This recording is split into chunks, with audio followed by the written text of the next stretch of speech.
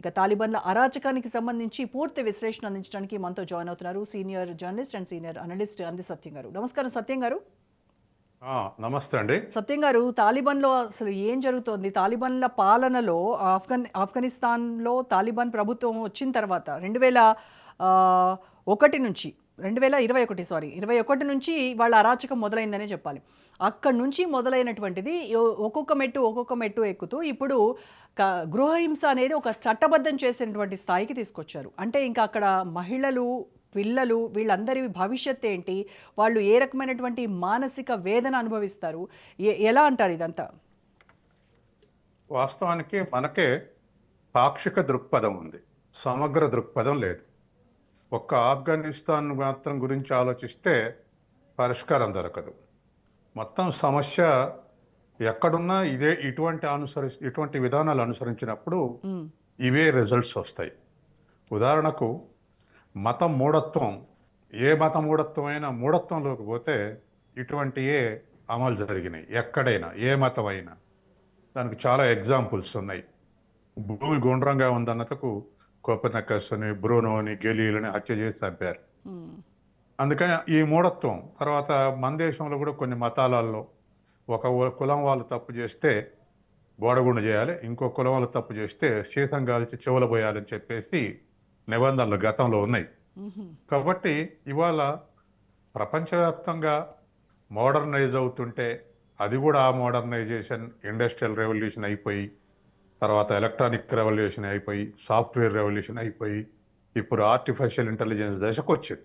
ఇంత modern world ఒకవైపు కొనసాగుతూ ఉంటే స్వార్థం కోసం ఇటువంటి మూఢత్వ విధానాలు అమలు జరుగుతూ ఉంటే చూసుకుంటూ ఉండేవాళ్ళు, వెనక నుంచి ప్రోత్సహించే వాళ్ళు ఉన్నంత కాలం ఈ డువల్ రోల్, ఇది ఒకవైపు మోడర్న్ వరల్డ్, ఒకవైపు మధ్యయుగాల నాటి ఆటవిక విధానాలు కొనసాగుతాయి. అది దేశాలకు అతీతంగా ఏ దేశంలో కొనసాగుతాయి, ఏ మతంలోనే కొనసాగుతాయి ఇటువంటి మూఢత్వ విధానాలు అనుసరిస్తే. ఇది ఒక అంశం. తర్వాత రెండో అంశం ఏంటంటే, ఆనాడు తాలిబాన్ని ప్రోత్సహిస్తున్నాడు చాలామంది ప్రేక్షకులుగా ఉన్నారు. ఎందుకు ఉన్నారంటే సోవియట్ యూనియన్ వ్యతిరేక అభిప్రాయం కలిగిన వాళ్ళంతా తాలిబాన్ల అనుకూల వైఖరి కలిగి ఉన్నారు.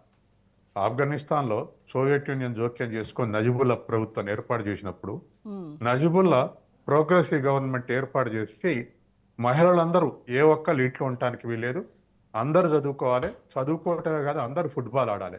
ఆఫ్ఘనిస్తాన్లో ఆనాడు ఫుట్బాల్ ఫేమస్.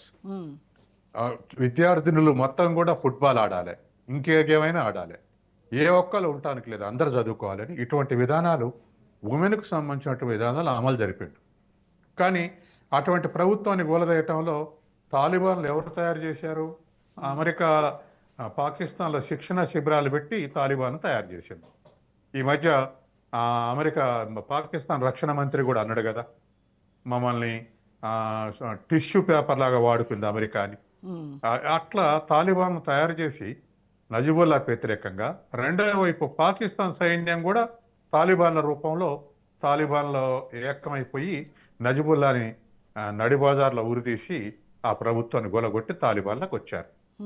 ఇటువంటి తాలిబాన్లకు వ్యతిరేకంగా పోరాడుతున్న అమెరికా వచ్చి దరిదాపు 20 ఏళ్ళు పోరాడి చివరికి నాకు $1.7 ట్రిలియన్ అయింది, ఇక నాకు ఆఫ్ఘనిస్తాన్ అవసరం లేదని మొన్న 2021లో మళ్ళీ తాలిబాన్లకి అప్పచెప్పిపోయింది అమెరికా. ఈ అన్ని విషయాల్లో ప్రపంచవ్యాప్తమైనటువంటి ప్రజలు కానీ, లేదా నాయకత్వాలు కానీ, లేదా సోషల్ సైంటిస్ట్ కానీ వీటికి వ్యతిరేకంగా వ్యవహరించాలి. కానీ వ్యవహరించకుండా అటువంటి సంఘటన జరిగినప్పుడల్లా మరొక వ్యతిరేకతతోటి మనం ఒక మనిషికి వ్యతిరేకతతోటి అంతకన్నా మూడుని సమర్థించకూడదు. కానీ ఆ తాలిబాన్లకు అటువంటి ప్రోత్సాహం రాజకీయాల కోసం వివిధ దేశాలు సపోర్ట్ చేసి ఇప్పుడున్న స్థితికి తీసుకొచ్చారు. ఇప్పుడు ఇవాళ తాలిబాన్ల అధినేత ఆయన 90 పేజీల డాక్యుమెంట్ ఇవాళ దీని సందర్భంగా సంతకం పెట్టి మహిళలకు ఏ హక్కులు లేకుండా ఉండేటువంటి స్థితిని కల్పించాడు. కాబట్టి ఇవాళ మహిళలు అసలు బురకా తీసేయడానికి వీల్లేదు, తర్వాత ఇంట్లో నుంచి బయటకు చూడటానికి వీల్లేదు, చదువు లేదు, ఉద్యోగం లేదు, తర్వాత 6వ తరగతి కన్నా ఎక్కువ చదవటానికి వీల్లేదు. ఇప్పుడు చిన్న అమ్మాయిలు ఉంటే సిక్స్త్ క్లాస్ వరకే చదవాలి. 6th తర్వాత ఎందుకు చదవకూడదు అంటే 11 ఇయర్స్ క్రాస్ అయితే చదువుకు పోవద్దని. ఉమ్, కాబట్టి 6th వరకే చదివి ఆపేయాలని. తర్వాత ఏ ఒక్కళ్ళు ఉద్యోగం చేయడానికి వీల్లేదు, ఏ ఒక్కళ్ళు హక్కులు అనుభవించడానికి వీల్లేదు. ఇటువంటివన్నీ చేసుకుంటూ వచ్చారు. ఇప్పుడు అది ఇంకా చూపుకరిగేటువంటి చట్టాలు ఇప్పుడు వచ్చినాయి. ఉమ్. మీరు చదివినట్టుగా ఇప్పుడు ఎముక కొట్టినే అనేది, కానీ ఎముకలు ఇరిగితేనే తప్ప, లేకపోతే అది తప్పు కాదు. ఎముకలు విరిగేలా కొడితే ఇన్ కేసు ఆయనకి 15 రోజులు జైలు శిక్ష అట. అదే ఎముకలు విరిగితేనే, విరిగితేనే విరగకపోతే ఎంత విరిగేలా ఎంత కొడితే కూడా కొట్టినా ఏం లేదు. 15 రోజులు శిక్ష ఏంటి సార్? శిక్ష. తర్వాత విరిగేటట్టు కొడితే 15 రోజులు, తర్వాత శరీరం మీద రక్తం ఓడితేనే 15 15 రోజులు. రోజులు, యా. లేకపోతే శిక్షలు లేవు. ఉమ్, కాబట్టి అట్లాగే సిస్టర్ ఇంటికి పోయినా, మదర్ ఇంటికి పోయినా భర్త పర్మిషన్ తీసుకుని పోవాలి. లేకుండా పర్మిషన్ నెలలు. లేకుండా పోతే 3 నెలలు శిక్ష. ఉమ్, ఇటువంటి అమానుషమైనటువంటి చట్టాలు ఇప్పుడు చేసుకొచ్చి మధ్యయుగాల నాడు మనందరికీ ఇప్పుడున్నటువంటి జనరేషన్కు 16, 14, 15, 16 శతాబ్దాలు ఏం జరిగింది ఉమ్. అనేది మనం ఇప్పుడు చూస్తున్నాం. అప్పుడు ఏం జరిగింది అనేది ఇప్పుడు మనకు చూపెడుతున్నారు ఆఫ్ఘనిస్తాన్లో. అప్పుడు ఏంటంటే ఇలా కాబట్టి ఉండేది అని పుస్తకాల్లో చదువుకున్నాం, ఇప్పుడు మనం ప్రత్యక్షంగా చూస్తున్నాం. అందుకని నేను చెప్పేది ఒక సోషల్ సైంటిస్ట్గా నేను చెప్పేది ఏమిటంటే, అది ఆఫ్ఘనిస్తాన్ విషయంలో జరిగినప్పుడు ఆఫ్ఘనిస్తాన్ విషయంగానే చూసి ఆఫ్ఘనిస్తాన్ విషయంగానే వ్యతిరేకిస్తాం కాదు. ఇటువంటి విధానాలు ఎక్కడ జరిగినా, ఏ సమాజంలో జరిగినా దాన్ని వ్యతిరేకించేటువంటి వైఖరి ప్రజలు కలిగి ఉంటేనే ప్రోగ్రెసివ్ చట్టాలు వస్తాయి, ప్రోగ్రెసివ్గా ఈక్విటీ వస్తుంది. తర్వాత ఆఫ్ఘనిస్తాన్ ఇది చేయటం వల్ల ఎట్లా నష్టపోతుంటే ఇంకా ఎక్కువ పేదరికం ఉంది. అయితే ఇవాళ జనాభాలో ఎక్కడైనా 50% మహిళలు ఉన్నారు. అంటే ఇప్పుడు వాళ్ళు ముసుగు తీయొద్దంటే 50% మహిళలు పనిచేయడానికి వెళ్ళేది, బయటికి వెళ్ళి పనిచేయడానికి వెళ్ళేది. అలా బయటికి వెళ్ళి పని చేయకపోతే మేము సాధారణంగా ఎకనామిక్స్లో GDP is equal to function of N అని చూపెడతాం. ఎన్ అంటే ఎంప్లాయ్మెంట్. ఎంప్లాయ్మెంట్ అంటే ప్రభుత్వ ఉద్యోగం కాదు, ఉపాధి, పనిచేసే వాళ్ళ ఆధారంగానే జీడిపి పెరుగుద్ది.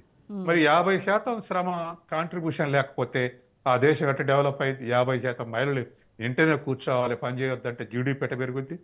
జీడిపి పెరిగే అవకాశం లేదు. తర్వాత మహిళల నుంచి సైంటిస్టులు వచ్చే అవకాశం లేదు, మహిళల నుంచి ఎక్స్పర్ట్స్ వచ్చే అవకాశం లేదు. ఇటువంటి దుస్థితికి పోతే ఏ దేశమైనా ఇంకా పేద దేశం అయితే, ఇప్పుడు మనం ఇంట్లో 5 కుటుంబం సభ్యులు ఉంటే సగం మంది పని చేయకుండా ఇంట్లో కూర్చుంటే ఏమైంది? తర్వాత అందరు పని చేసిన కుటుంబం ఎట్లా ఉంటుంది? దేశం కూడా అంతే. అందరూ పని చేస్తే గ్రోత్ వేరుంటది, సగం మంది పని చేయడానికి వీల్లేదు. తర్వాత మనిషికి ఇంకో లక్షణం ఉంది. యంత్రం వాడకుండా ఉంటే పెట్రోల్ పోయాల్సిన అవసరం లేదు, యంత్రం అట్లనే ఉండిపోద్ది. కానీ మనిషి పని చేయకపోతే తిండి పెట్టాలి. యంత్రంలాగా మనిషి ఖాళీ కూర్చున్నా కన్జంప్షన్ చేస్తూనే ఉంటది. యంత్రం కన్జ్యూమ్ చేయదు, కానీ మనిషి కన్జ్యూమ్ చేస్తాడు. అంటే సగం మంది జనాభా నువ్వు పని చేయకుండా తిండి పెట్టాలి. అంటే పని చేయని వాళ్ళంతా దేని కిందకి వస్తారు? పని చేయకుండా కన్జంప్షన్ చేసే వాళ్ళు నెగటివ్ ఎసెట్స్ కిందకి వస్తారు. ఈ నెగటివ్ ఎసెట్ ఇంకా పెరుగుతూ ఉంటే దేశం కొనారిల్లిపోతుంటది. కాబట్టి ఇట్లా సామాజిక నష్టాలు మాత్రమే చూస్తున్నారు, ఆర్థిక నష్టాలు కూడా ఆ స్థాయిలో ఉంటాయి. ఇవాళ మోడర్న్ వరల్డ్ ఉన్నటువంటి ఇవాళ రష్యా కానీ, చైనా కానీ, లేకపోతే యూరోప్లో కానీ సగం మంది మహిళలు ఎవరు భర్తల కన్నా ఎక్కువ పని చేసుకున్నటువంటి వాళ్ళు ఉన్నారు. అన్ని మోడర్న్ వరల్డ్ అన్నిట్లో వాళ్ళ భాగస్వామ్యం రోజుకి పెరుగుతుంది. అటువంటి దేశాలు ఎందుకు డెవలప్డ్గా మారినాయి, ఇటువంటి దేశాలు ఎందుకు ఇట్లా కొనారిల్లుతున్నాయి అంటే ఇవే కారణాలు. కాబట్టి నేను అనేది ఏంటంటే, ప్రపంచ దృష్టిని తీసుకొచ్చేది ఏంటంటే, అది ఒక ఆఫ్ఘనిస్తాన్నే అప్లై చేసి కాకుండా ఆఫ్ఘనిస్తాన్ ఎగ్జాంపుల్గా చూసి ప్రపంచవ్యాప్తంగా ఇది ప్రచారం జరగాల్సిన అవసరం ఉంది. మహిళలు ఉత్పత్తిలో పాత్ర లేకపోతే, సామాజిక పాత్ర లేకపోతే ఎట్లుంటుందంటే, ఎవరైనా జాబ్ చెప్తే ఆఫ్ఘనిస్తాన్ లేకపోతే అనాలి. ఆ స్థితిలో ఎడ్యుకేట్ చేస్తే అప్పుడు మనం ఆఫ్ఘనిస్తాన్ మీద చర్చ సార్థకనీయం అయింది.